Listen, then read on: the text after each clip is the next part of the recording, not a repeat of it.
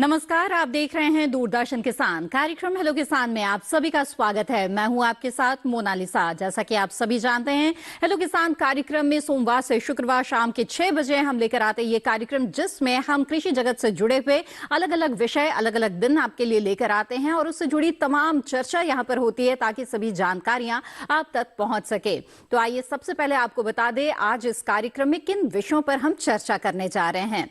Hello किसान कार्यक्रम में आज हमारी चर्चा का विषय रहेगा रबी दलहनी फसलों की देखभाल और इसके अलावा सेब के बागों का रखरखाव। ये दो महत्वपूर्ण विषय हैं जिन पर आज विस्तार से चर्चा होगी। साथ ही आप भी हमारे साथ इस कार्यक्रम में शामिल हो सकते हैं। हमारा टोल फ्री नंबर नोट कर ले 1800-113060 और 1800-113061।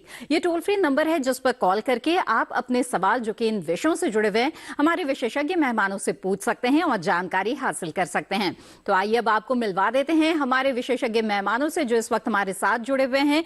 हमारे साथ इस वक्त मौजूद है डॉक्टर टीकम सिंह, जो कि प्रधान वैज्ञानिक है सस्य विज्ञान संभाग IRI पूसा नई दिल्ली में। आपका बहुत बहुत स्वागत है इस कार्यक्रम में।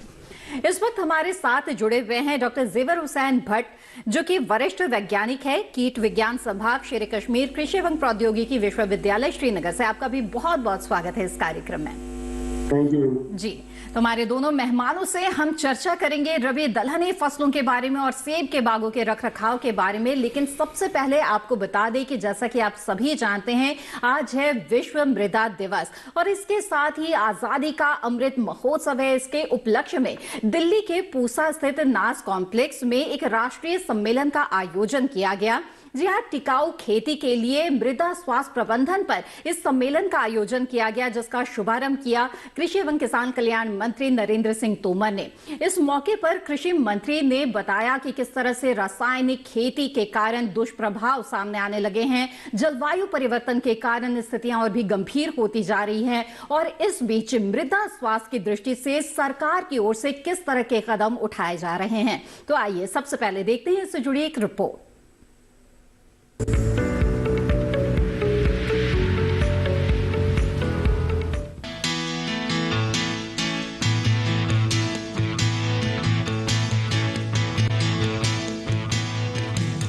विश्व मृदा दिवस हर साल 5 दिसंबर को मनाया जाता है। ये दिवस मिट्टी के कटाव को कम करने की दिशा में काम करने, लोगों को उपजाऊ मिट्टी के बारे में जागरूक करने तथा संसाधन के रूप में मिट्टी के स्थायी प्रबंधन की व्यवस्था को सुनिश्चित करने के उद्देश्य से मनाया जाता है। इस दिवस पर नीति आयोग द्वारा टिकाऊ खेती के लिए मृदा स्वास्थ्य प्रबंधन पर राष्ट्रीय कॉन्क्लेव का आयोजन दिल्ली स्थित पूसा के नास कॉम्प्लेक्स में किया गया। इस अवसर पर केंद्रीय कृषि एवं किसान कल्याण मंत्री नरेंद्र सिंह तोमर, नीति आयोग के उपाध्यक्ष सुमन बेरी, नीति आयोग के मुख्य कार्यकारी अधिकारी परमेश्वरन अय्यर, नीति आयोग के सदस्य प्रोफेसर रमेश चंद, नीति आयोग की सलाहकार कृषि नीलम पटेल एवं देश भर के कृषि वैज्ञानिक एवं अधिकारी उपस्थित थे। एक समय था जब हमारी नीतियां उत्पादन केंद्रित थी और उस समय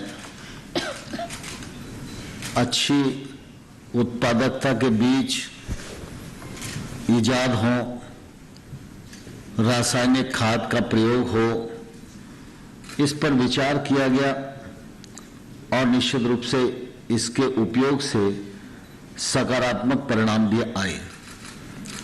हमारे उत्पादन में वृद्धि हुई और जो आवश्यकता खाद्यान्न बागवानी फसलों की थी उसको काफी हद तक दूर करने में हम लोग निश्चित रूप से सफल हुए हैं। लेकिन हम सब इस बात को भलीभांति जानते हैं कि धरती के भी स्थिति ठीक वैसी है जैसे मनुष्य की होती है। मनुष्य स्वस्थ रहे, बीमार न पड़े, समय समय पर चेकअप होता रहे और समय समय पर उसको इलाज मिलता रहे, जिससे उसके जीवन की निरंतरता बनी रहे और लगातार वो अपने जीवन का उपयोग समाज और देश के हित में करता रहे। ठीक वैसे ही कल्पना धरती के बारे में है। धरती का हम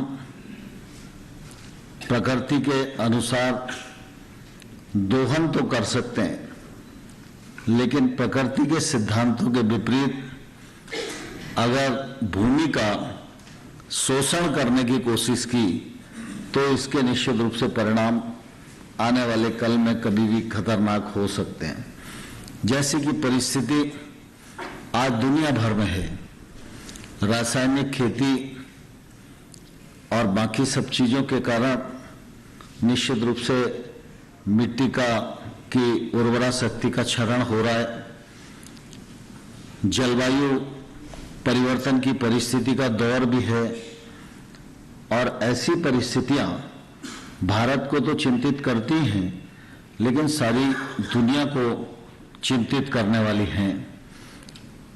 मिट्टी में जैविक कार्बन की कमी होना यह निश्चित रूप से हम सबके लिए बहुत गंभीर बात है और इसलिए विश्व स्तर पर भी इन दिनों चिंता हो रही है और विशेष रूप से भारत में प्रधानमंत्री जी इस दिशा में चिंतित भी हैं, सतत विकास के लक्ष्यों को प्राप्त करने के लिए प्रतिबद्ध भी हैं और इसलिए समय समय पर वो चिंता भी करते रहते हैं, कार्यक्रमों का सृजन भी करते रहते हैं, योजनाओं पर भी काम करते रहते हैं और उसका सदपरिणाम आने वाले कल में आए, इस बात की भी निश्चित रूप से कोशिश होती रहती है।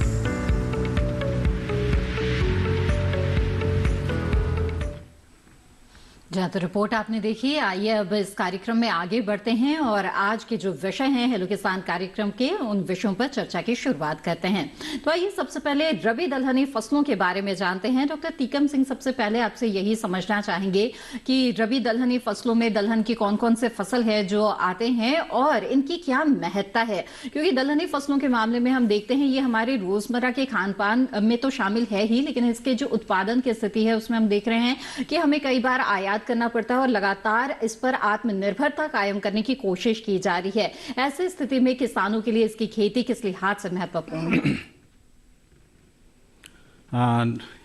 निश्चित रूप से हमारी जो दलहनी फसलें हैं, हमारे किसान भाई दलहनी फसलों के जो उत्पादन में कहीं ना कहीं कुछ कमियां हैं या उनको जो हमारी जो वैज्ञानिक पद्धति है उसके हिसाब से किसान भाई इनका उत्पादन नहीं कर रहे हैं, जिससे इसकी जो उत्पादकता है जी, जितनी होनी चाहिए उतनी हमें प्राप्त नहीं हो रही है और इस वजह से हमें दलहनों का जो है बाहर से आयात करना पड़ता है।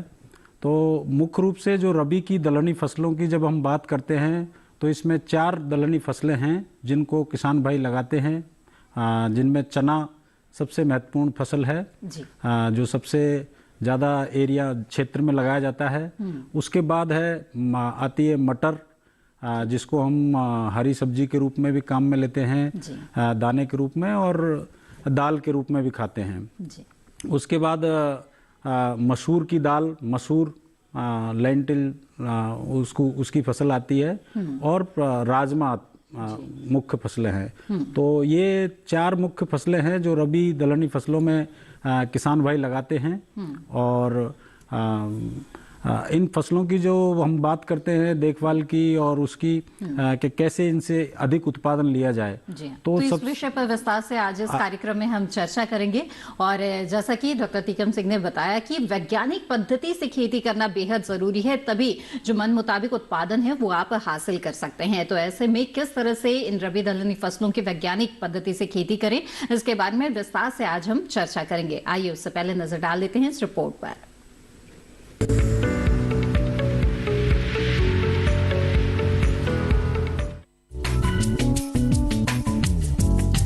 इस समय खेतों में रबी दलहनी फसलें यानी चना, अरहर, मसूर, मटर लगी हुई है। सर्दियों में आसमान से गिरती ओस की बूंदों के साथ फसल में कीट व रोग लगने की आशंका भी बढ़ जाती है, इसीलिए समय समय पर फसल की निगरानी करते रहें। चना फसल में कवक जनित रोगों जैसे रतुआ व चूर्णित आसिता की रोकथाम के लिए सल्फर युक्त कवकनाशी जैसे सल्फेक्स 2.5 किलोग्राम प्रति हेक्टेयर की दर से 800 से 1000 लीटर पानी में घोलकर 15 दिनों के अंतराल में 2 से 3 बार फसल में छिड़काव करें। चना फसल में फूल आने के पहले ही सिंचाई कर लेनी चाहिए। किसान इस बात का ध्यान रखे कि फूल आते समय सिंचाई नहीं करनी चाहिए। सर्दियों में यदि बारिश नहीं होती है तो बुआई के 75 दिन बाद सिंचाई करना लाभकारी होता है। मसूर की फसल को ज्यादा पानी की जरूरत नहीं होती, लेकिन अच्छी पैदावार के लिए 1 या 2 सिंचाई फूल आने से पहले मतलब बुआई के 40 से 45 दिन बाद करनी चाहिए। माहू का प्रकोप होने पर डाइमेथोएट का छिड़काव करें। मटर की फसल में सिंचाई की ज्यादा जरूरत नहीं होती है। मिट्टी में उपलब्ध नमी व शरतकालीन बारिश के आधार पर फसल को शुरुआत में 2 से 3 सिंचाई की जरूरत होती है। इस फसल में कीट व रोग लगने की आशंका ज्यादा रहती है, इसीलिए फसल की निगरानी करते रहें। अरहर में फली छेदक कीट के नियंत्रण के लिए ट्रैप लगाएं। जब जाल में लगातार 3 से 4 रातों तक फली छेदक के 4 से 5 लार्वा पाए तो कीट प्रबंधन शुरू कर दें। अल्पकालिक प्रजातियों में इंडोक्साकार्ब का पहला छिड़काव व निबोली के 5% का दूसरा छिड़काव करें।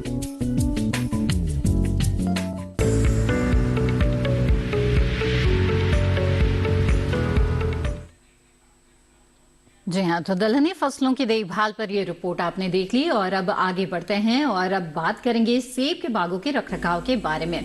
तो रुक करते हैं डॉक्टर ज़ेवर हुसैन भट्ट का। डॉक्टर भट्ट, जानना चाहेंगे आपसे कि जो सेब के बागें हैं वो मुख्य तौर पर भारत के किन हिस्सों में लगाए जाते हैं? इन पहाड़ी इलाकों में इसकी जो खेती होती है वो किस लिहाज से किसानों की आमदनी के लिए बेहद ही महत्वपूर्ण होती है, क्योंकि ये बहुत ही दूर टेरेन होता है, यहाँ पर खेती ऐसे ही बहुत ही मुश्किल होती है। ऐसे में जो सेब के किसान हैं उन लोगों के लिए कितना महत्वपूर्ण है ये?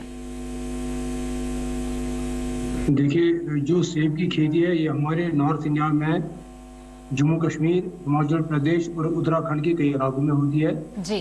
लेकिन जो हमारी कंट्री की 70% रिक्वायरमेंट है, क्योंकि वो 70% रिक्वायरमेंट हमारी जे&के कश्मीर वैली से होती है जी, वैली से पूरी होती है, और बाकी जो परसेंटेज है वो हिमाचल और उत्तराखंड के कई इलाकों से होती है जी। और जो जम्मू कश्मीर की इकोनॉमी है, कश्मीर खासकर कश्मीर वैली की जो इकोनॉमी है, हमारी जो अभी इसका प्रोजेक्टेड जो इनकम हमारी आती है वैली में वो 20,000 करोड़ रुपीस है जी। 20,000 करोड़ कश्मीर वैली में हमें इससे प्रोजेक्टेड इनकम है, और इसका पोटेंशियल है कि हम इसको 50,000 करोड़ तक भी ले जा सकते हैं। जो नए हमारी जो अल्ट्रा हाई डेंसिटी कंसेप्ट है, अल्ट्रा हाई डेंसिटी प्लांटेशन में जो नए इम्प्रूव्ड वैरायटीज आई है, तो और जो साइंटिफिक इंटरवेंशन बहुत सारा, इसमें बहुत सारा स्कोप है इसको एक्सपेंड करने का जी।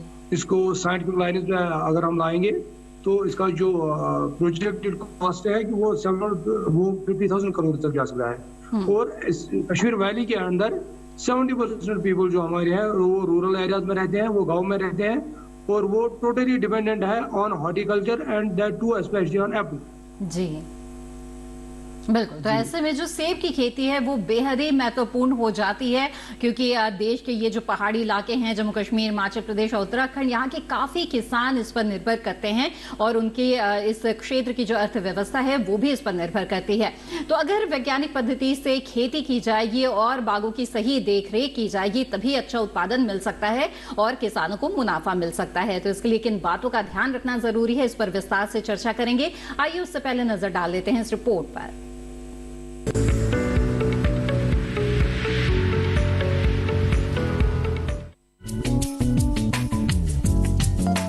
सेब ठंडे प्रदेशों की फसल है जो कि मुख्य रूप से जम्मू कश्मीर, हिमाचल प्रदेश, उत्तर प्रदेश और उत्तराखंड में उगाया जाता है।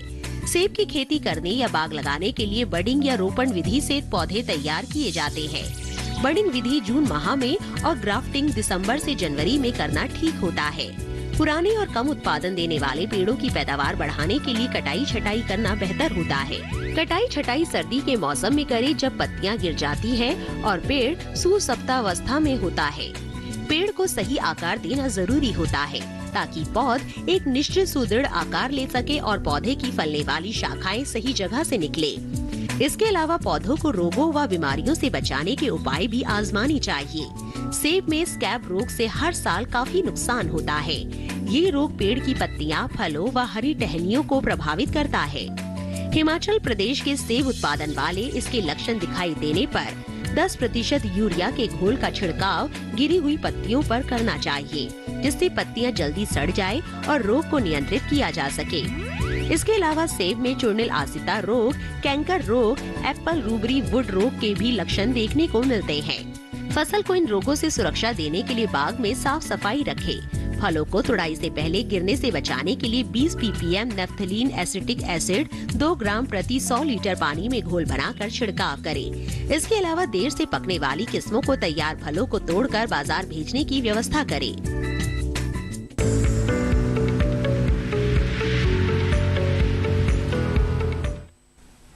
जहाँ तो रिपोर्ट आपने देखी, आइए बातचीत को आगे बढ़ाते हैं और डॉक्टर टीकम से आपसे जानना चाहेंगे कि ये जो रबी चने की और बाकी दलहनी फसलें हैं, इनमें इस वक्त सिंचाई की जो व्यवस्था है उसके लिए किस तरह की बातों का ध्यान रखना जरूरी है? बिल्कुल, अधिकतर जो रबी दलहनी फसलें हैं उनको हम संरक्षित नमी में उगाते हैं, लेकिन फिर भी अभी जैसे हमारा जब से मानसून गया है काफ़ी समय से बारिश नहीं हुई है जी। तो अभी इन फसलों के लिए सिंचाई की अगर व्यवस्था है तो हम सिंचाई हमें देनी चाहिए। और खासकर जो दलहनी फसलें हैं, रबी दलहनी फसलें हैं, इनमें सिंचाई देने के लिए जब इसमें शाखाएं बनती हैं उस समय सिंचाई देनी चाहिए। इसके बाद में इसके दाना बनते समय, दाना जब बनते हैं उस समय फूल आने की अवस्था में हमें सिंचाई इनमें नहीं करनी चाहिए। तो अभी जो स्थिति है, अभी दलहनी फसलों में अधिकतर शाखाएं बन रही हैं।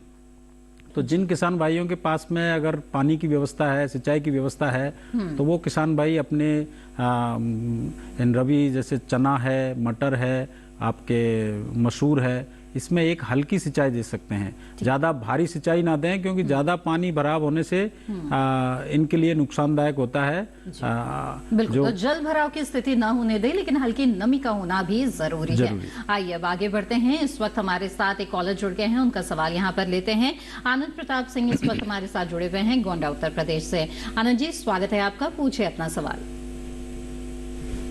हेलो आनंद जी, क्या आप मुझे सुन पा रहे हैं? हेलो आनंद जी, क्या मेरी आवाज आपको मिल रही है? हेलो, चलिए लग रहा है हमारा संपर्क नहीं हो पा रहा है। और हेलो किसान कार्यक्रम में जो आज के विषय हैं उन पर हमारी चर्चा जारी रहेगी। रबी दलहनी फसलों की देखभाल और सेब के बागों के रखरखाव के बारे में हम बातचीत करेंगे, लेकिन फिलहाल कार्यक्रम में वक्त हो गया है एक छोटे से ब्रेक का। जल्द हाजिर होंगे, आप बने रहें दूरदर्शन किसान पर।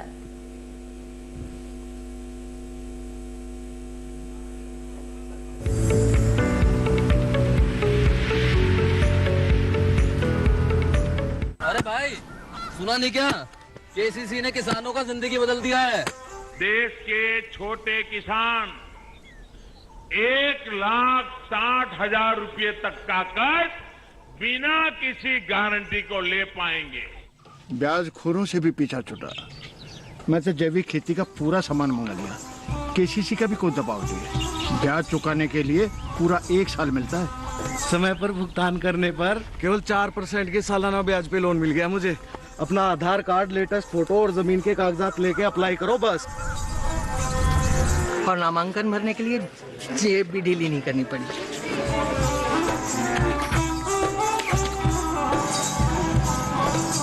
चाचा, उधार चुकाने के 24 घंटे के बाद उतने ही पैसे वापस निकाल सकते हैं। केसीसी ने किसानों की जिंदगी वाकई बदल दी है। तो आप भी किसान क्रेडिट कार्ड अपनाएं और सहजता से ऋण पाएं।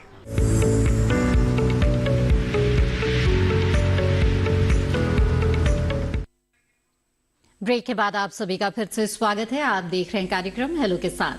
आज इस कार्यक्रम में हम रबी दलहनी फसलों की देखभाल और सेब के बागों के रखरखाव के बारे में चर्चा कर रहे हैं। इन विषयों के बारे में अगर आप जानकारी हासिल करना चाहते हैं तो आप हमारे टोल फ्री नंबर पे कॉल कर सकते हैं। एक कॉलर इस वक्त हमारे साथ जुड़े हुए हैं, आइए उनसे बात करते हैं। आनंद प्रताप सिंह गोंडा उत्तर प्रदेश से हमारे साथ जुड़े हुए हैं। माफ कीजिएगा, आगे बढ़ते हैं। और रामपाल सुरेती जी इस वक्त हमारे साथ जुड़ गए हैं झज्जर हरियाणा से। रामपाल जी, स्वागत है आपका, पूछे अपना सवाल। हेलो रामपाल जी। जी नमस्कार मैडम जी। नमस्कार रामपाल जी, पूछे अपना सवाल। मैडम जी, मेरा सवाल ये है कि जो मटर में फल होता है जी, उसमें छेद हो जाता है। दूसरा सवाल ये है, कुछ पौधे अपने आप सूख जाते हैं जी। जी। और उसमें हमने दीमक की दवाई भी डाली है, ठीक नहीं हुआ है वो। ठीक है, आइए जानते हैं कि क्या वजह हो सकती है और क्या निदान करें। जी हाँ रामपाल जी, आपका जो सवाल है, आप बोल रहे हैं कि मटर की जो फली हैं उनके अंदर छेद हो जाते हैं और पौधा सूख जाता है। तो जैसा कि जो आपने लक्षण बताए हैं, इनसे पता चलता है कि जो आपकी फली में जो छेद हो रहे हैं वो फली छेदक कीट की वजह से हो रहे हैं, क्योंकि फली छेदक जो कीड़ा है ये फलियों के अंदर एक गोल आकार का छिद्र कर देता है और अंदर से जो इसका दाना होता है उसको खा जाता है।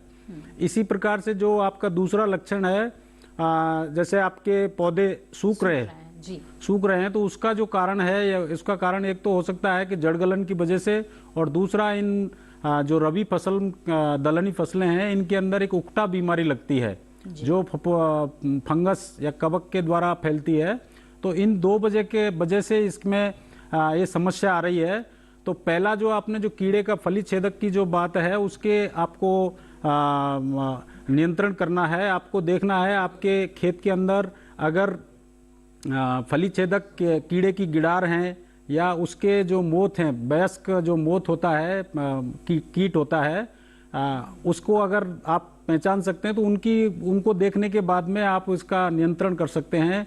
कोई भी आपके पास जो इंसेक्टिसाइड है, कीटनाशक दवाई है, जैसे कि आपके ट्राइजोफास है, क्यूजुलोफॉप है, इन दवाइयों का स्प्रे करके संशोधित जो मात्रा है उसका आप स्प्रे करेंगे तो इनसे जो आने वाले जो दूसरे फल हैं, फली हैं, उनके अंदर ये समस्या नहीं आएगी और कीड़ा आपका नियंत्रित हो जाएगा। और जो पौधे सूख रहे हैं उनकी रोकथाम करने के लिए तो आपको पहले बीज उपचार करना चाहिए था, पर अभी बीज उपचार नहीं किया है। तो उस परिस्थिति में आप कार्बेंडाजिम नाम की दवा है या बविस्टीन है, इसका 0.2% का घोल का आप स्प्रे कर देंगे तो इसका फैलाव दूसरे पौधों में नहीं होगा। ठीक, बिल्कुल। तो रामपाल जी, हमें उम्मीद है कि ये सुझाव जो आपको मिले हैं इन पर आप जरूर अमल करेंगे और इससे आपको फायदा भी जरूर होगा। आगे बढ़ते हैं, अगले कॉलर हमारे साथ जुड़ गए हैं, उनका सवाल यहाँ पर लेते हैं। नंदस्वरूप मिश्रा बाराबंकी उत्तर प्रदेश से हमारे साथ हैं। जी बताएं। नमस्कार साहब, मैं नंदस्वरूप मिश्रा हूँ, बाराबंकी उत्तर प्रदेश से। मैं जानना चाहता हूँ कि इस समय कोहरा है, पाला है, ठंडक है, कहीं कहीं बर्फ गिरने की संभावना है। इसी दशा में जो सेब के बाग हमारे उसमें समय कौन सा सामयिक कार्य करना चाहिए? जी जी बिल्कुल, आइए जानते हैं। डॉक्टर भट्ट बताएं। जी जी सवाल पूछा है नंदस्वरूप मिश्रा जी ने बाराबंकी उत्तर प्रदेश से। वो जानना चाहते हैं कि इस मौसम में जबकि ठंड काफी बढ़ रही है, ऐसे समय में सेब के जो बाग हैं जिन किसानों के, उन्हें किस तरह के समसामयिक कार्य करने चाहिए? उन्हें क्या चीजें करनी चाहिए? जी जी बिल्कुल। प्रिकॉशंस क्या प्रिकॉशंस? जी देखिए, जो सेब के लिए जितनी हमें चिलिंग मिलेगी, जितना लो टेम्परेचर हमें होगा, उतना हमें एक बम्पर क्रॉप मिलने की उम्मीद होती है। बिल्कुल। तो chilling is the basic requirement, वरना सेब हर जगह उगाया जाता, सेब हर जगह लोग बनाते, लेकिन इसके लिए जो मुवाफिक जो माहौल है, जो एनवायरनमेंट इसके लिए चाहिए, वो यही पिक्यूलियरिटी है। जो खास एनवायरनमेंट हमें चाहिए वो यही चाहिए कि इसमें चिलिंग होनी चाहिए, माइनस टेम्परेचर होना चाहिए। और जब हम देखते हैं कि उत्तराखंड या हिमाचल के मुकाबले में कश्मीर का सेब सबसे ज्यादा मीठा और रसदार क्यों होता है, जूसी होता है, उसकी यही वजह है कि हमें यहाँ पर ज्यादा चिलिंग आवर्स मिलते हैं। बिल्कुल। और with in the Kashmir valley हमारा एक ब्रांड है, शिपियान ब्रांड है। और इसके अलावा हमारा पहलगाम, मतलब जो हमारे यहाँ पर एरियाज है, पहलगाम, कुकरनाग, जो हमारे अपहिल एरियाज है विद इन द वैली, जहाँ पर हमारा जो टेम्परेचर -15 -20 तक जाता है। जितना हमें टेम्परेचर लो हो जाता है सेब में, उतना उसकी क्वालिटी बढ़ जाती है, उतनी उसकी कीपिंग शेल्फ लाइफ जो है वो बढ़ जाती है, उतना उसका जो जूसी कंटेंट है, एरोमा है, टेस्ट है, वो सब बढ़ जाता है। जी बिल्कुल। तो नंदस्वरूप इसके अलावा एक चीज है कि हम जो इस टाइम हम, जैसे आपने अभी जो अपनी रिपोर्ट पढ़ी, उस रिपोर्ट में भी आप भी कह रहे थे कि स्कैब हमारा सबसे बड़ा ड्रेडेड डिजीज है हमारी। बिल्कुल। तो उसके निदान के बारे में जानेंगे डॉक्टर भट्ट आपसे आगे। इस वक्त हमारे साथ अगले कॉलर जुड़ गए हैं, उनका सवाल यहाँ पे शामिल कर लेते हैं। इस वक्त हमारे साथ आनंद प्रताप सिंह दोबारा जुड़ गए हैं, गोंडा उत्तर प्रदेश से। आइए उनसे बात करते हैं। आनंद जी, स्वागत है आपका। क्या मेरी आवाज मिल रही है आपको? जी जी, तो आप अपना सवाल पूछ सकते हैं आनंद जी। जी नमस्कार मैम। जी नमस्कार, बताएं। हाँ जी, हम जानना चाहते हैं कि उत्तर प्रदेश में हम सेब का जो है फसल लगाना चाहते हैं जी, तो कौन सी मिट्टी उपयुक्त होगी या कौन सी किस्म लगावें जो उपयुक्त हो? ठीक है, आइए जानते हैं। डॉक्टर भट्ट बताएं, उत्तर प्रदेश के गोंडा में क्या सेब के बाग लगाए जा सकते हैं? इसके लिए उपयुक्त मिट्टी कैसी रहती है और कौन सी किस्म अच्छी रहती है? देखिए, अभी जब हम बात कर रहे थे कि सेब की रिक्वायरमेंट, सेब की कल्टीवेशन के लिए जो बेसिक रिक्वायरमेंट है वो यही है कि इसको पूरे अपने चिलिंग आवर्स मिलने चाहिए। ये डॉर्मेंसी में जाना चाहिए, फिर चिलिंग आवर्स मिलने चाहिए, और जितने हमें चिलिंग आवर्स मिलते हैं और जितना माइनस टेम्परेचर हमें मिलता है, जितनी ठंडी होती है उस इलाके में, उतनी सेब की हमारी क्वालिटी बढ़ जाती है, उतनी सेब की अच्छी। लेकिन अब हमने देखा है कि कई पिछले सालों से इसराइल से कुछ नई वैरायटीज आई है जिनको लो चिलिंग रिक्वायरमेंट है। वो हमने देखा है कि यूपी में और कहीं कहीं जो साउथ में भी कहीं कहीं लोग लगाते हैं, तो वो कुछ वैरायटीज अवेलेबल है जिनकी चिलिंग रिक्वायरमेंट नहीं है। वो कई वैरायटीज इस वक्त मार्केट में अवेलेबल है, लेकिन उनकी क्वालिटी, उनका टेस्ट, उनका जो बाकी वो उतना अच्छा नहीं है जितना आपको नेचुरल जो हमारे ट्रेडिशनल होल्ड्स है सेब कल्टीवेशन के, उस सेब के बराबर नहीं होते हैं। अलबत्ता उसकी कुछ वैरायटीज आई है जिनकी बहुत ही लो चिलिंग रिक्वायरमेंट है, वो हम गर्म इलाकों में लगा सकते हैं। ठीक, बिल्कुल। तो आनंद जी, मुझे उम्मीद है कि आपके सवाल का जवाब मिल गया होगा। बातचीत को यहाँ पर आगे बढ़ाते हुए आइए रबी दलहनी फसलों के बारे में भी चर्चा कर लेते हैं। तो यहाँ पर जानना चाहेंगे आपसे डॉक्टर टीकम सिंह की इस वक्त जो है जिनके खेतों में फसल लगी हुई है, पोषक तत्व प्रबंधन के लिए उन्हें क्या करना चाहिए, क्या उपाय अपनाने चाहिए? बिल्कुल, अधिकतर जो अपनी दलहनी फसलें हैं उनके अंदर एक विशेष प्रकार का मैकेनिज्म होता है जिसके तहत वो पोषक तत्व, विशेष रूप से नत्रजन को वायुमंडल की, वो स्थिरीकृत करके अपना जो आवश्यकता होती है उसकी पूर्ति करते रहते हैं। बिल्कुल। लेकिन जो अन्य पोषक तत्व हैं, अगर हमारी जमीन उन पोषक तत्वों में अगर कमी है जमीन के अंदर, तो वो पोषक तत्व हमें देने होते हैं। और अधिकतर जो दलहनी फसलें हैं उनमें बुवाई के समय ही एक आधार डोज के हिसाब से, जिसको हम बेसल फर्टिलाइजर की मात्रा बोलते हैं, उस समय देते हैं। लेकिन अभी जैसा कि फसल हमारी 1.5-2 महीने की है, उस स्थिति में अगर जैसे जस्ता है या आपके लोहा तत्व है, इनकी अगर कमी के लक्षण दिखते हैं तो हमें इनका स्प्रे हम कर सकते हैं।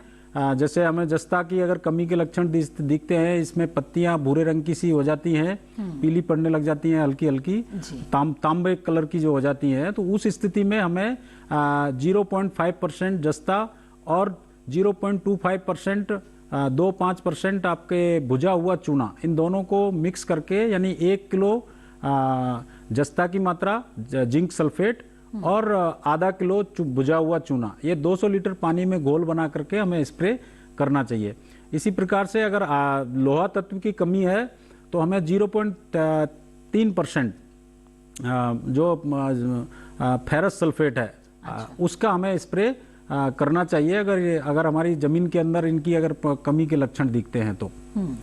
बिल्कुल, तो इन बातों का ध्यान रखना चाहिए, खासतौर पे पोषक तत्व प्रबंधन के लिए। और कई तरह की जो समस्याएं हैं, पोषक तत्व प्रबंधन उचित तरीके से न करने की वजह से होता है, तो इन बातों का निदान हो जाएगा अगर आप पहले ही इन बातों का ध्यान रखें। आइए आगे बढ़ते हैं, रुक करते हैं डॉक्टर भट्ट का। डॉक्टर भट्ट, आप इस कैप के बारे में बता रहे थे जिससे काफी जो किसान हैं वो प्रभावित होते हैं, जो इनके सेब के बाग लगे हुए हैं। तो ये किस तरह की बीमारी है, इसके किस तरह के लक्षण है और क्या उपाय किसान कर सकते हैं? जी, अभी जो हमारी इस वक्त कंपेन चल रही है, हर जगह हम यही कहते हैं कि जो पोस्ट हार्वेस्ट सैनिटेशन है, जब हम सेब को हार्वेस्ट करते हैं उसके बाद अगर हम सफाई करेंगे बागों में, उसके बाद अगर हम इन चीज़ों का ख्याल रखेंगे कि जो इस बीमारी के स्पोर्स है, एक फंगल डिजीज है। अच्छा। इस फंगल डिजीज के जो स्पोर्स है वो ओवर विंटरिंग करते हैं, वो रहते हैं झाड़ू में, पत्तों के अंदर। तो लिहाजा एक हम कंपेन इस वक्त चला रहे हैं, उस कंपेन के लिए अभी मौजूद वक्त है कि हम कहते हैं कि importance of post harvest sanitation in eradication of diseases and pests in apple। कि सेब उतारने के बाद, पोस्ट हार्वेस्ट के बाद हमें बागों में क्या क्या एहतियाती तदाबीर उठाने हैं, क्या क्या प्रिकॉशंस उठाने हैं, जिससे कि आगे जो हमारे सेब के बागात है वो बीमारियों और कीड़े मकोड़ों से बचे रहे। उसके लिए जैसा कि अभी आपने जो अभी रिपोर्ट चलाई उसमें भी आप कह रहे थे कि सेब के बागों में स्कैब को कंट्रोल करने के लिए इस वक्त हम रिकमेंड करते हैं कि आप 5% यूरिया का स्प्रे उन पत्तों पे जो भी गिरे हुए हैं, और कई जगहों पे भी पत्ते पेड़ों पर ही है, अभी पत्ते नहीं गिरे हैं, अगर हम उन पेड़ों पर उन स्प्रे करते हैं तो उससे हमारा लीफ फॉल भी इंड्यूस हो जाता है। और जहाँ कहीं पे पत्ते गिरे हैं उन पत्तों पर भी हमें 5% यूरिया का स्प्रे अगर हम करेंगे, उससे क्या होगा कि वो पत्ते डिकम्पोज हो जाएंगे, वो सड़ जाएंगे, वो मर जाएंगे। उससे जो ओवरविंटरिंग स्पोर है, जो बीमारी का वो तुख्म है जिसको हम स्पोर बोलते हैं, वो जो ओवरविंटरिंग करता है, वो जो उसी में छुपा रहता है, वो स्पोर भी उसी सड़ने के साथ खत्म हो जाता है।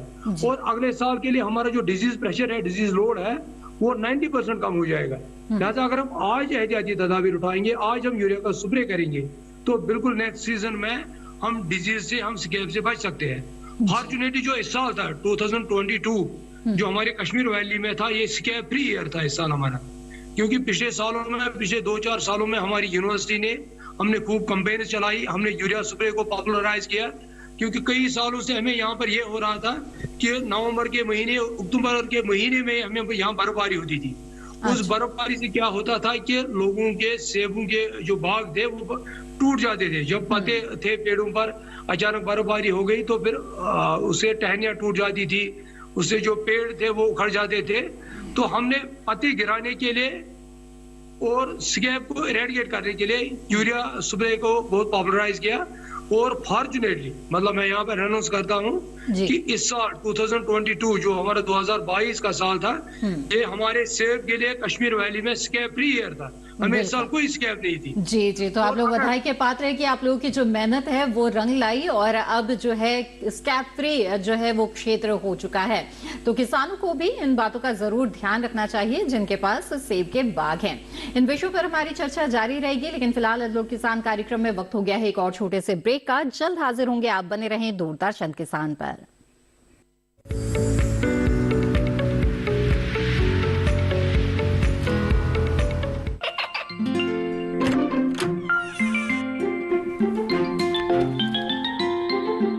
ये क्या हो रहा है?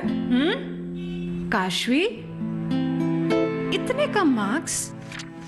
काशू बेटा पढ़ा करो, पढ़ोगी नहीं तो आगे कैसे बढ़ोगी? मम्मा मैं भी तो आपसे यही कहना चाहती हूँ, पढ़ा करो। आप पढ़ोगे नहीं तो आगे कैसे बढ़ोगे? मतलब? वो देखो, सिर्फ बैक पर छपा ऑर्गेनिक नहीं, ऑर्गेनिक का निशान पहचानिए। पीजीएस ऑर्गेनिक का ये लोगो उन किसानों की पहचान है जो आज भी परंपरागत विधि से रसायन मुक्त खेती कर आपके लिए शुद्ध फसल उपजा रहे हैं। अब समझे मम्मा, अगर मैं प्योर ऑर्गेनिक फूड नहीं खाऊंगी तो अच्छे मार्क्स कहाँ से लाऊंगी? अच्छा बच्चों, जैविक खेती की इस मुहिम को आगे बढ़ाइए, शुद्ध ऑर्गेनिक अपनाइए।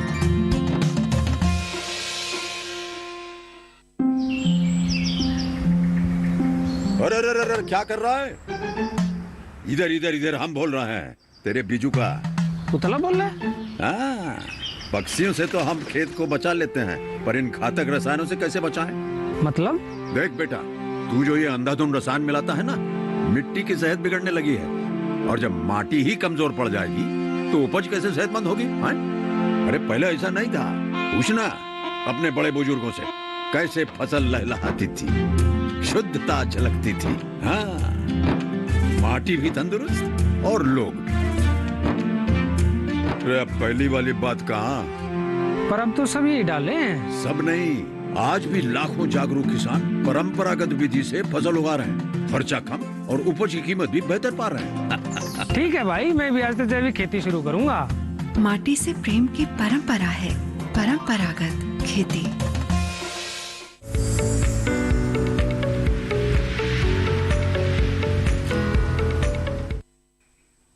ब्रेक के बाद आप सभी का फिर से स्वागत है। आप देख रहे हैं कार्यक्रम हेलो किसान। आइए इस कार्यक्रम में आगे बढ़ते हैं। इस वक्त हमारे साथ एक कॉलर जुड़े हुए हैं, उनका सवाल यहाँ पर शामिल करते हैं। धनेश कुमार जी छत्तीसगढ़ से इस वक्त हमारे साथ है। जी नमस्कार, स्वागत है आपका। बताइए क्या जानना चाहते हैं?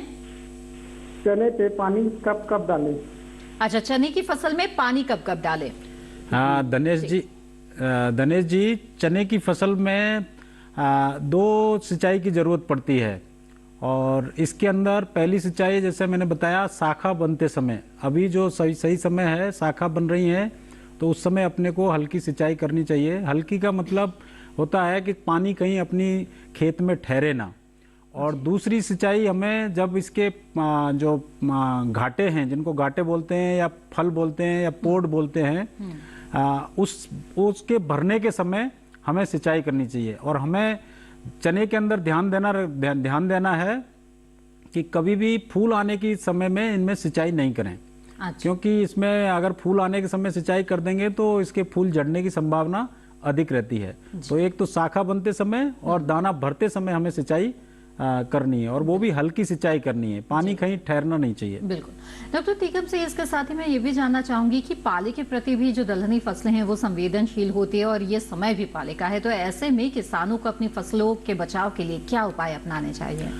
बिल्कुल। अभी तो हालांकि अभी दिसंबर चल रहा है, पाले की अभी इतनी ज्यादा समस्या नहीं है, बट जनवरी का माह जैसे हमारा शुरू होगा उस समय तापमान हमारा करीब 4-5 डिग्री नॉर्थ, हमारे जो उत्तरी मैदानी भाग हैं उनमें चला जाता है।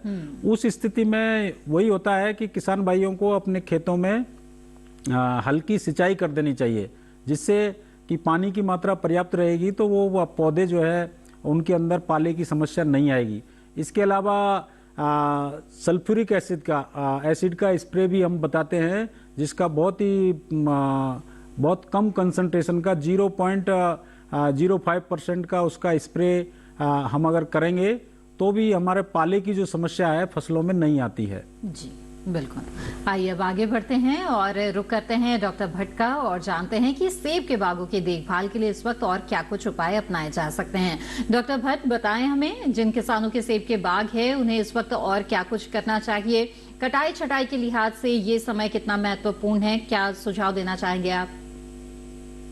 देखिए, अभी जो हम कह रहे थे कि एक तो हमने अभी बात की कि जो 5% यूरिया स्प्रे हम कहते हैं, एक तो उसका वो अगर ख्याल रखेंगे, अगर यूरिया स्प्रे करेंगे उससे क्या है कि अगले सीजन के लिए जो हमारा डिजीज लोड है, डिजीज प्रेशर है, वो बिल्कुल खत्म हो जाएगा।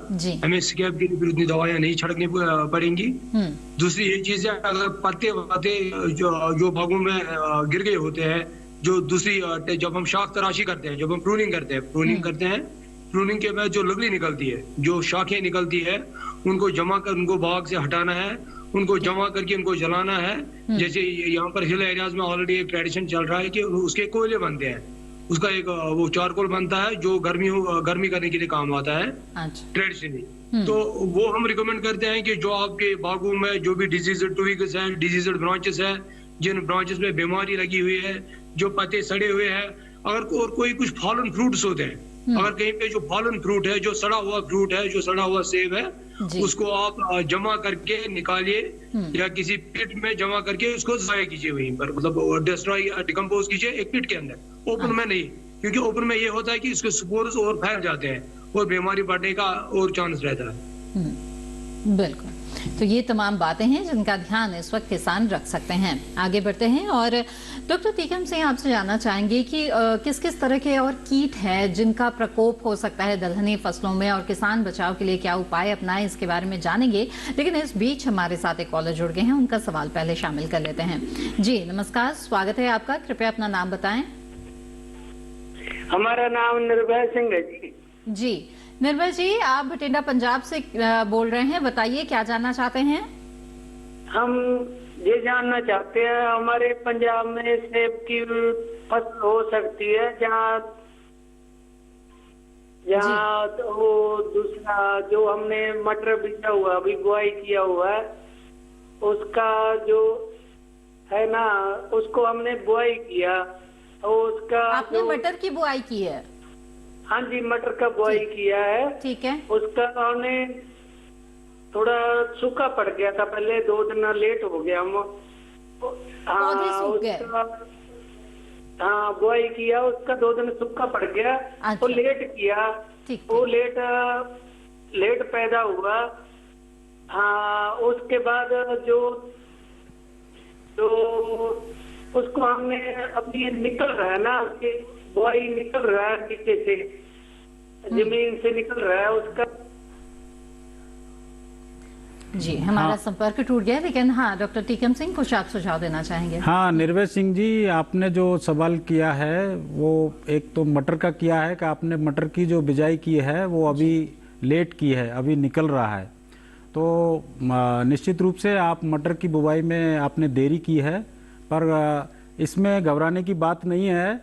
आप अपनी अभी जो देरी से मटर लगाने से क्या है ना, कीड़े और बीमारियों की समस्या ज़्यादा आती है, तो उनका आप ध्यान रखना और समय पे उनका निदान करना है। जैसे आपके चूर्ण फफूंदी बीमारी आने की संभावना रहेगी, ये कीड़े फली छेदक, जब आप फलियां बनेंगी इसमें जनवरी के अंत में और फरवरी के शुरू में, तो उस समय इसमें फली छेदक कीड़े की समस्या आ सकती है। तो उनके लिए आप तैयार रहें, उनका नियंत्रण करने के लिए। और आपने बताया सूखे की समस्या आ गई थी, तो सूखे के लिए ऐसा है, इसमें पानी की तो कम आवश्यकता होती है, 2 से 3 सिंचाई की आवश्यकता होती है। तो आप उस हिसाब से पानी और हल्का पानी लगाएं इसमें, और आपकी मटर की जो फसल है वो सफलतापूर्वक हो जाएगी। बिल्कुल निर्भय जी, उम्मीद है कि इस सुझाव पर आप जरूर अमल करेंगे। डॉक्टर टीकम सिंह, यहाँ पे मैं जानना चाहूंगी, खासतौर पे राजमा के लिए इसके पौधों को भी कई बार हमने देखा है कि वो सूख जाते हैं और किसानों को नुकसान उठाना पड़ता है। ये समस्या क्यों आती है और इसका निदान क्या है? राजमा की फसल अधिकतर अपने जो तराई वाले क्षेत्र हैं उनके अंदर इसकी खेती होती है, जहाँ ठंड का जो मौसम है वो करीब 3 से 4 महीने का रहता है। तो वहाँ एक्चुअली जो इसके अंदर एक बीमारी आती है, जो आप बता रहे हैं कि वो पत्ते सूख जाते हैं, मुड़ जाते हैं, उसको बोलते हैं मोजेक, बीन कॉमन मोजेक बीमारी बोलते हैं, जो वायरस के कारण वो बीमारी होती है।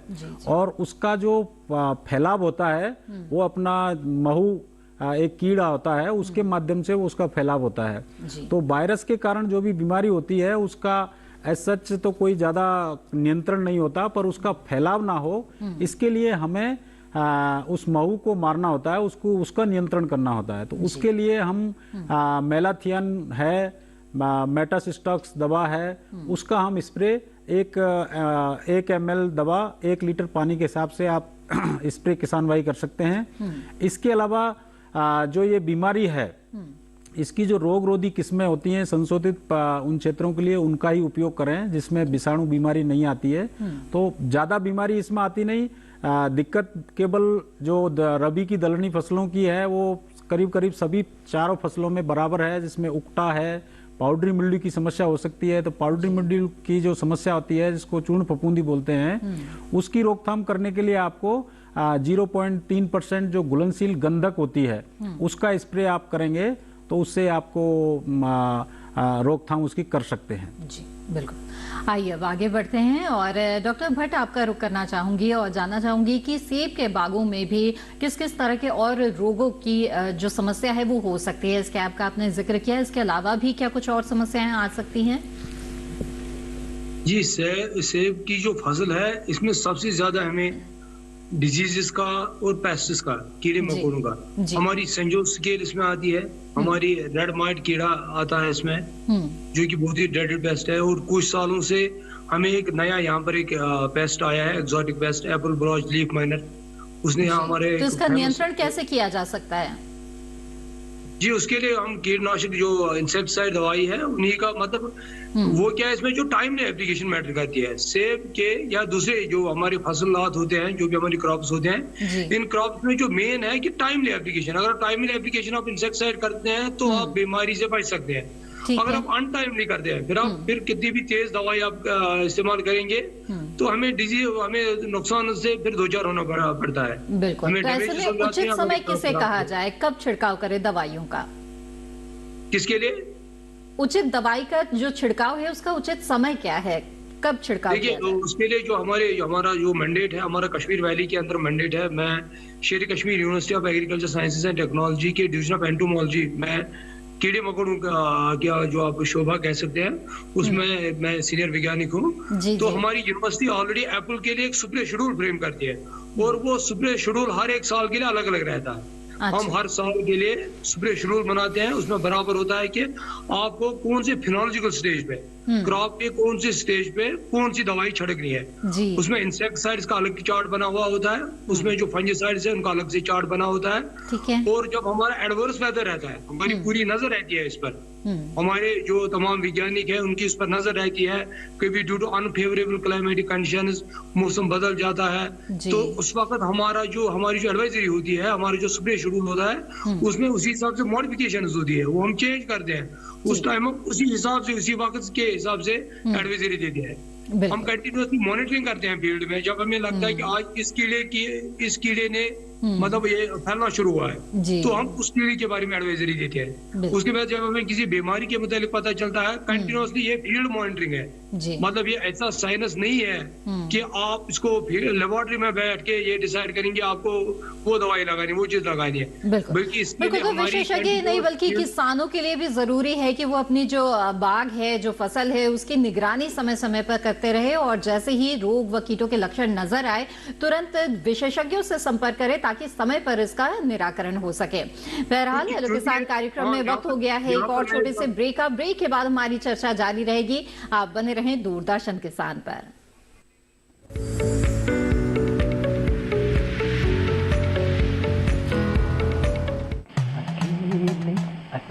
अरे वाह भैया, अकेले अकेले। अरे तू भी ले, पर खाएगा कैसे? मैं ऑर्गेनिक खेती की बात कर रहा रे बेटे। अकेले अकेले खेती कब तक करेगा? मतलब गांव में 20-25 किसानों का समूह बना के पंजीकरण करवा ले, फिर सरकारी ट्रेनिंग भी मिलेगी और मुफ्त जैविक बीज खाद भी। फिर पीजीएस ऑर्गेनिक की सरकारी मोहर के साथ तेरी उपज आकर्षक पैक में पहुंचेगी बड़े बाजार तक। अच्छा? हाँ। अरे भाई कहाँ चल दिया? सबको साथ लाने, आमदनी बढ़ाने। तो किसान भाई समझ गए ना? साथ मिलकर ऑर्गेनिक खेती कीजिए, अपनी परंपरा को आगे बढ़ाइए, ज्यादा मुनाफा कमाइए। माटी से प्रेम की परंपरा है परंपरागत खेती।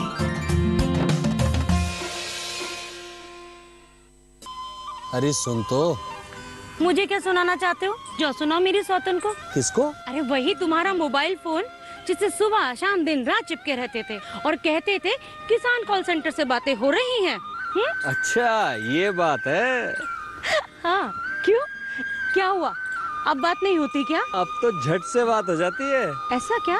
हाँ, अब तो ज्यादा लाइनें और खास तकनीक के कारण खेती के माहिरों से तुरंत बात हो जाती है। और अगर कभी लाइन व्यस्त हो तो अपनी समस्या फोन पर रिकॉर्ड करा दो, वहाँ से फोन आ जाता है और समस्या की हल का मैसेज भी आ जाता है। ये देखो आ गया। अरे वाह, इसका मतलब इंतजार की घड़ी अब खत्म। हाँ। तभी मैं सोचूं कि आजकल मुझ पर इतना प्यार क्यों आ रहा है। कृषि संबंधी समस्याओं का अपनी भाषा में तुरंत हल पाने के लिए पूरे भारत में किसी भी फोन से हेल्पलाइन नंबर पर संपर्क करें। किसानों का दोस्त किसान कॉल सेंटर।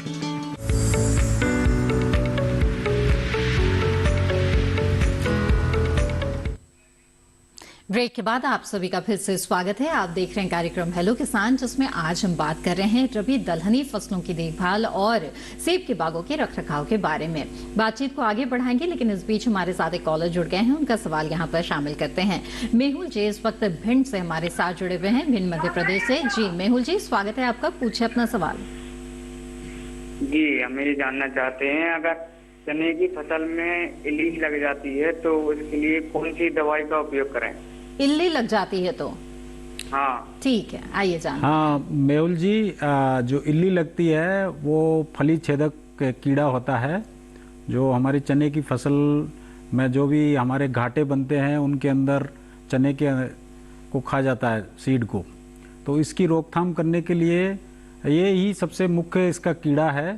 तो इसकी रोकथाम के लिए पहले तो कई जो अवरोधी किस्में हैं, आप आगे से अभी नहीं तो लेकिन पहले से आप आगे ध्यान रखें इस चीज़ का कि अवरोधी किस्मों की जो नई किस्में हैं उनका प्रमाणित बीज काम में लें।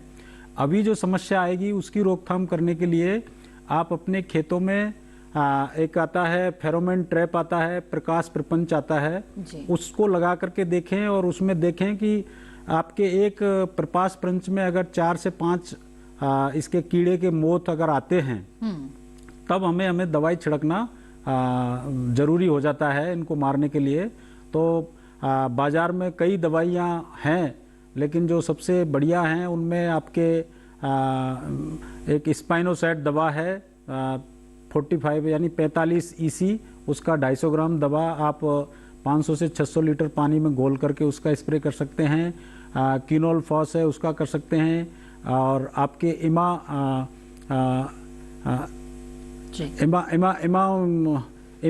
इमिडाक्लोपिड एक दवा है, उसका भी 0.5 ml यानी आधा ml दवा 1 लीटर पानी के हिसाब से उसका स्प्रे कर सकते हैं।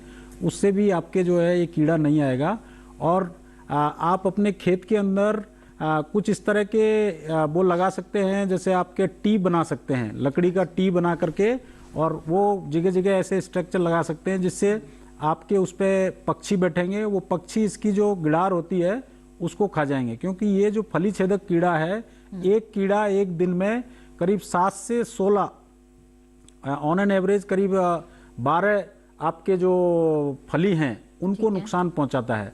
तो अगर आप वो लगा देंगे तो वो जो पक्षी हैं नेचुरल भी उसका प्राकृतिक रूप से भी उसका नियंत्रण हो जाएगा। जी मेहुल जी, उम्मीद है आपके सवाल का जवाब मिल गया होगा और सुझाव पर आप अमल भी करेंगे। आगे बढ़ते हैं और डॉक्टर भट्ट आपसे जानना चाहेंगे कि सेब के जो किसान हैं वो अच्छी पैदावार हासिल कर सके, इसके लिए आप उन्हें और क्या सुझाव देना चाहेंगे इस वक्त? जी उनके लिए हमारा यही जो हमारे अभी हमने कहा कि पोस्ट हार्वेस्ट सैनिटेशन, इस वक्त जो मेन स्टेज है पोस्ट हार्वेस्ट सैनिटेशन का ख्याल रखें, स्वच्छता का, साफ सफाई का ध्यान रखें। जी साफ सफाई का ख्याल रखें जी। और जो हमारी एडवाइजरीज आती है, जो हमारा स्प्रे शेड्यूल आता है, अभी जो हम बात कर रहे थे कि हमारा स्प्रे शेड्यूल कश्मीर वैली में भी आता है, हिमाचल प्रदेश का भी अपना स्प्रे शेड्यूल आता है, तो उस स्प्रे शेड्यूल को वो फॉलो करें। और उससे हटके जो बाजार में इधर उधर की दवाइयां बिकती है, कि जो दवाइयां जो एडवर्टाइज करते हैं कि ये दवाई फलानी बीमारी को कंट्रोल करती है, ये इस कीड़े को कंट्रोल करती है, ज्यादातर उसमें जो डुप्लीकेट पेस्टिसाइड का एक बहुत बड़ा माफिया चल रहा है। तो लिहाजा हम उनसे यही कह रहे हैं कि आप स्प्रे शेड्यूल को फॉलो कीजिए। जो यूनिवर्सिटी की एडवाइजरीज है, जो डेवलपमेंट डिपार्टमेंट, हॉर्टिकल्चर डिपार्टमेंट की एडवाइजरीज होंगे जो हमारी यूनिवर्सिटी के थ्रू जाती है उनके पास, उन एडवाइजरीज पे आप सख्ती से अमल कर लें और उन्हीं दवाइयों का छिड़काव करें जो हमारे स्प्रे शेड्यूल में रिकमेंडेड है। उन्हीं दवाइयों का अगर इस्तेमाल आप करेंगे तो बहुत हद तक आप कामयाब हो जाएंगे अपनी फसलों को, अपने सेब को बीमारियों और कीड़ों मकोड़ों से बचाने में। जी बिल्कुल। डॉक्टर ज़बीर हुसैन भट्ट, आपने बहुत ही अहम जानकारियां हमें इस कार्यक्रम के दौरान दी। आपका बहुत बहुत धन्यवाद हमारे साथ जुड़े रहने के लिए। तो जाना आपने सेब के बागों के रखरखाव के बारे में, और चलते चलते डॉक्टर टीकम सिंह आपसे जानना चाहेंगे कि चूंकि आज विश्व मृदा दिवस भी है, तो ऐसे में समझना चाहेंगे कि जो मिट्टी की उर्वरता है उसको बनाए रखने के लिए और उसके सुधार के लिए जो दलहनी फसलें हैं उनकी क्या भूमिका होती है, इस पर जरूर आप हमें बताएं। दलहनी फसलें मुख्य रूप से हमारे जो हमारा फसल चक्र है, हम उसमें इसी उद्देश्य से इनका समावेश करते हैं, क्योंकि ये हमें केवल उत्पादन ही नहीं देती बल्कि हमारी जो मृदा की जो उर्वरता है उसको बनाए रखती हैं।